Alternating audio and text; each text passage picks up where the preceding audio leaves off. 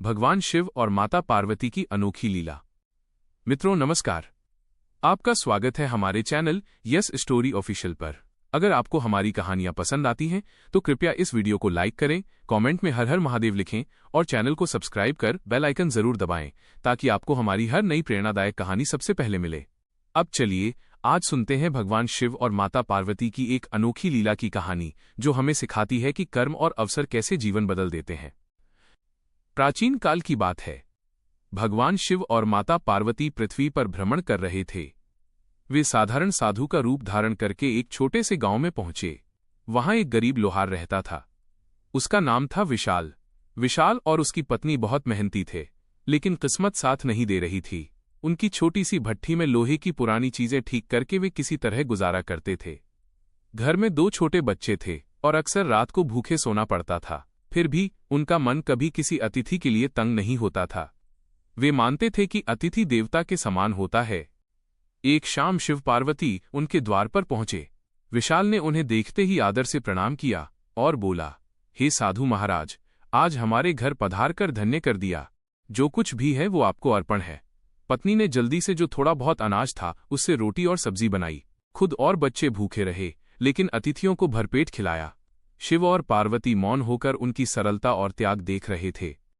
रात में जब सब सो गए, पार्वती जी ने शिव से कहा, स्वामी, ये दंपति इतना धर्मपरायण है, फिर भी इतनी गरीबी में जी रहा है। जो छल कपट करने वाले अमीर हैं, वे सुख भोग रहे हैं। यह कैसा न्याय है? कृपा करके इन्हें समृद्ध बना दीजिए। शिवजी मुस्कुराए और बोले, देवी, संसार कर्मों का खेल है। हर जीव अपने कर्मों का फल भोगता है, लेकिन तुम्हारी जिद के आगे मैं झुकता हूं। देखो क्या होता है। अगली रात शिवजी ने अपनी जटाओं से एक सूक्ष्म कण निकाला और धरती पर छोड़ा। तुरंत एक दिव्य पुरुष प्रकट हुआ। शिवजी ने कहा, इस लोहार की भट्ठी और उसके सभी औजार ले जाओ। पार्वती जी चौंक गईं, प्रभु, आप तो इन्हें सुख देने वाले थे, फिर इनकी आजीविका ही क्यों छीन रहे हैं? शिवजी ने कहा, देवी, धैर्य रखो, लीला आगे देखो। उस रात दिव्य पुरुष ने विशाल की सारी भट्ठी और औजार गायब कर दिए। सुबह विशाल जागा तो देखा कि उसकी कमाई का साधन ही खत्म हो गया।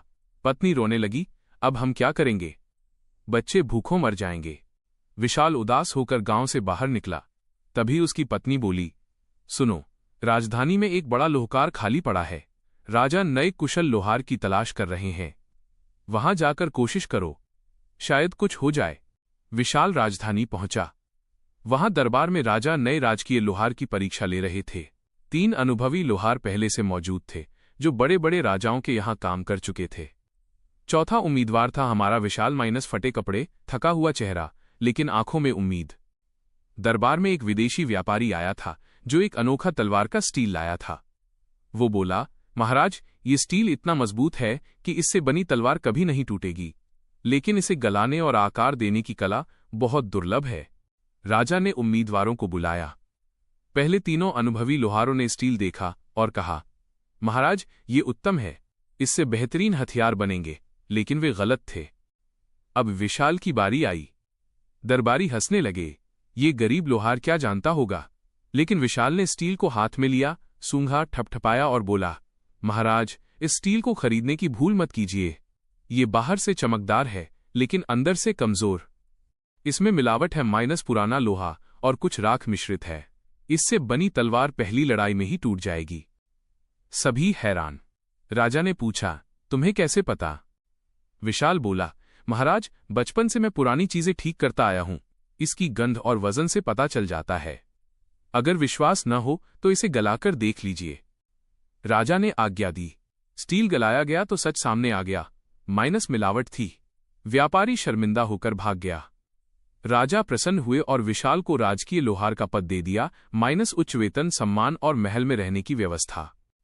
धीरे धीरे विशाल की योग्यता से राज्य के हथियार विश्वविख्यात हो गए। वह धनवान बन गया। उसकी पुरानी झोपड़ी की जगह बड़ा घर बन गया। कई वर्ष बाद शिव पार्वती फिर उसी गांव से गुजरे। वहां अब विशाल की हवेली थी। वे साधु रूप में उसके द्वार पहुंचे। विशाल ने उन्हें पहचान लिया और चरणों में गिर पड़ा। प्रभु, उस रात आप आए थे, उसी रात मेरी भट्ठी गायब हो गई, लेकिन आपके आशीर्वाद से आज जो कुछ है सब आपका प्रसाद है। शिव पार्वती मुस्कुराए और आगे बढ़ गए। रास्ते में पार्वती जी ने पूछा, प्रभु, आपने उसकी भट्ठी क्यों छीनी? शिवजी बोले, देवी, गरीबी सोच में होती है, वस्त्रों में नहीं। विशाल मेहनती था, कुशल था, लेकिन अपनी छोटी दुनिया में संतोष कर बैठा था। पुरानी चीजें ठीक करने में ही जीवन काट रहा था। जब उसका एकमात्र सहारा छिन गया, तभी उसकी छिपी योग्यता जागी। मजबूरी ने उसे आगे बढ़ने का अवसर दिया। मैंने धन नहीं दिया, बस उसकी शक्ति को जगाने का बहाना बनाया। संसार में कर्म सर्वोपरि है। जो मेहनत करता है, अवसर पहचानता है, वही समृद्ध होता है। गरीबी से निकलने के लिए ये 8 सिद्धांत अपनाओ। 1. कौशल और ज्ञान, अपनी कला को निखारो, सीखते रहो। 2. धैर्य, सफलता रातों रात नहीं मिलती। 3. सही संगति, अच्छे लोगों से घिरो, वे नए रास्ते दिखाते हैं। 4. कर्तव्य निष्ठा, ईमानदारी से काम करो। 5. दृढ़ संकल्प, लक्ष्य पर अडिग रहो। 6. परिश्रम, मेहनत से बड़ा कोई रास्ता नहीं। 7. सत्य और ईमानदारी, जो सच्चाई से कमाया जाता है वही स्थिर रहता है। 8. समय का सदुपयोग, हर पल का महत्व समझो। देवी, यही जीवन का नियम है। कर्म बदलो तो भाग्य खुद बदल जाता है। मित्रों, ये कहानी हमें सिखाती है कि मुश्किलें अवसर बन सकती हैं अगर हम हिम्मत न हारें। अगर ये कहानी आपको प्रेरित कर गई तो लाइक, कमेंट और शेयर जरूर करें। हमारे चैनल यस स्टोरी ऑफिशियल को सब्सक्राइब करें। अगली कहानी में फिर मिलेंगे। तब तक हर हर महादेव।